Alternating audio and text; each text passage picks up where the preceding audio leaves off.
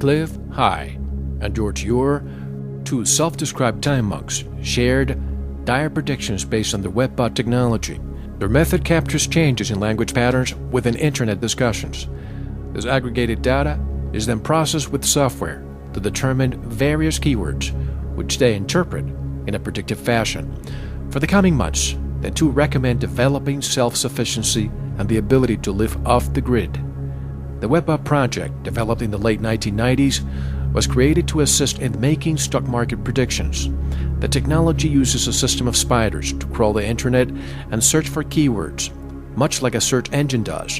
When a keyword is located, the bot program takes a snapshot of the text preceding and following the keyword. The snapshot of text is sent to a central location, where it is then filtered to define meaning. The project's concept is aimed at tapping into the collective unconscious of the universe and its inhabitants. As well, there's an interesting time concept involved and an unusual concept of a tipping point regarding the past, current, and future times. In 2001, the bot operators began to notice that stock market predictions were not the only matters being accurately predicted by the program, and they began to take notice of the coincidence with occurrences and explored it further. One of the first accurate predictions from the bot program took place in June of 2001. At that time, the program predicted that a life-altering event would take place within the next 60 to 90 days, an occurrence of such proportion that its effect would be felt worldwide. The program based its prediction on its filtered web chatter content, which ultimately represents the collective unconscious of society. Regrettably, the program's prediction proved accurate, and the Twin Towers fell on September the 11th, 2001. And this is where it starts to become really interesting. The bot program also predicts a worldwide calamity taking place in the year 2012. With us tonight, he is back, one of the creators of the Webbot project. Cliff, hi. Hello again, Cliff, and welcome to the Veritas show. Cliff, hi one more time. How are you? Doing fine. Thank you very much for inviting me again. My pleasure, as usual. This is actually far better sound quality than I'm getting off of my phone, though, because of the constant interruptions from whoever the hell is tapping it. You also get that? Oh, yeah, it's constant. Yeah.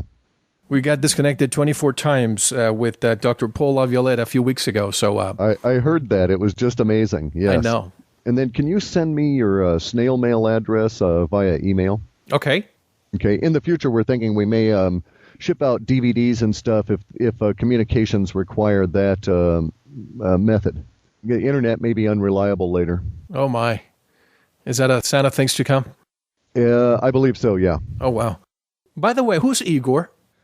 This is an individual that I used to work with in another capacity when we were both employees. Okay. He's a highly trained ex-military network supervisor. Okay. And he's also worked repeatedly in the phone companies, as I have. So we share something of a common background, and he does the hardware stuff. He has really no interest in software, although he loves to do scripting. And in my sense, he's sort of a poor guy caught between the generation I'm in as a pioneer in the software and the script kiddies that are behind us in the Gen X. The reason why I ask you, somebody has a question, and he says, I'm going to ask you all of it right now, but he says, when are you going to release Igor back to the wild? So I didn't know what he meant. It's really funny. Okay. Igor runs my servers. I used to run them myself, but it became a real pain to do to baby all this old equipment. We were always constantly buying, 4-year-old hard drives and this sort of thing to keep going and build our RAID array. So, but yeah, poor Igor is now actually out in the wild, east of the mountains, out scouting caves at elevation and living the good life on a 31-acre farm. Oh, great. Cliff, this is the 1-year anniversary of the Veritas show, and people have very high expectations, but the last show we did together was really great, and we have great questions from people all over the world for you. Well, let's dive into them then. Well, I frequently get email from people saying, at least once a week, when are you having Cliff back? Again and again. Oh, you poor fellow. And as soon as I tell them, as soon as the next Alta report comes back, we can do it. And so here we are, new Alta report right off the press. And I have to tell you the truth. Things really are not good. We know that. But something inside of me wants to ask you, can we find a glimmer of hope by the end of this show. Do you think that's possible? I certainly do, especially because it's we need to differentiate between fear management and threat management. And once we get to the point where we can accept the fact that we are fear-ridden and sort of like eat our fears, then we can concretely and adultly deal with the threats that cause those fears. And that's no big deal. And before we start, and before I ask you what's new and a summary of the latest Ulta, which, by the way, I want to dissect. A lot of the questions will be dissecting the latest report. You and I had a conversation a few days ago about Gary McKinnon, the alleged hacker. And I say alleged because... Yeah, no. Actually, let me say definitively, he did not hack. And he didn't crack, and these have very specific definitions in the software world. Yes. What he did was find an open door and walk through it. And the shame in this lies on those individuals that were so careless as to use image progression network software installation with stupidly with no passwords, no security. It's not McKinnon, it's the Air Force. And I think that's the most embarrassing part, to admit that he didn't even have to crack the code to get it. He basically found an IP or an URL, just went in and got the information that he wanted. Yeah. And it was absurd. I mean, they quite literally left it open for system-level privileges for just supplying a password of the word password, or in many cases, nothing at all. And by the way, I tried to get in touch with his mother, and I did, just to have him on the show and have him talk more a few months ago. But basically, I think that they were expecting some leniency, and that's why they kept a low profile. But as you know, the extradition process is in motion. I heard you are also doing something for Gary, and you gave me the green light the other day to present it to my audience. But I thought it would be more appropriate if you did. So tell us, what are you doing to help Gary? Well, I'm trying to do sort of a back channel assistance for the fellow. And basically what I've done is I've offered a free copy of the report to any member of law enforcement, serving law enforcement or serving military in the United States or out of it. It doesn't matter really, NATO, anybody. And all you have to do is send me an email with Gary McKinnon in either the subject or the body of the text, noting that, of course, as it passes through echelon, it'll start racking up different hits in their internal who's talking to who networking scanning software. And so I intend to shift the balance of power, so to speak, because right now they feel that, it is inevitable. They have set process in motion where Gary McKinnon faces the fierce jaws of the beast, and the beast thinks it's running downhill towards poor Gary. And what I propose to do is to start throwing small stones, and eventually lots of small stones in its way, as these interlinks start building up, and they start finding out how many people within their own military are on the side of Gary McKinnon.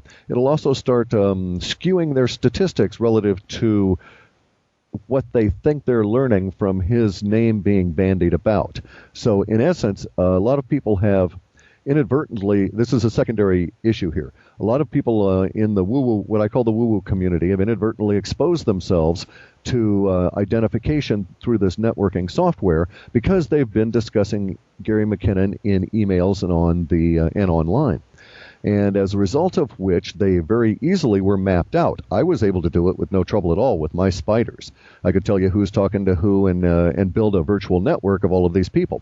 And so what I decided to do when I realized what was actually available in the sense of that view was to muddy the waters, so to speak, and provide a masking layer that would make such information useless to the powers that be. Make sense? Yes, it does. And hopefully we're going to have some people, military, law enforcement, listen to this. And can this really make a difference, you think? It certainly can. We already have. We're already starting to rack up cross connections. And basically what happens is every time one of these emails goes through the email system, it goes to a router and eventually ends up in Echelon's hands. And then the software dissects it and says who sent it to whom and what was the subject and the body. And it looks for all these key words, perhaps several million for all I know. It's done at a supercomputer level, and they just plow through the text like anybody could. Actually, it'd be fun, cool software to write. But then they make up links and they start saying, well, so-and-so's got this guy is actually a hub of a network in the sense that he's talking to these people and these people and these people about these subjects that we find sensitive. And so it starts providing a layer of information about these interconnects. And what I intend to do, and have already accomplished, is by forming a different group of people that are discussing it that they will not be able to discreetly remove because of the conditions that I've put on this whole arrangement. I'm in essence going to balloon out the woo-woo universe for them by hopefully several orders of magnitude. In which case they would be looking, in essence, what I'm going to do is to provide the haystack around the needle. Oh, I see. So what is it?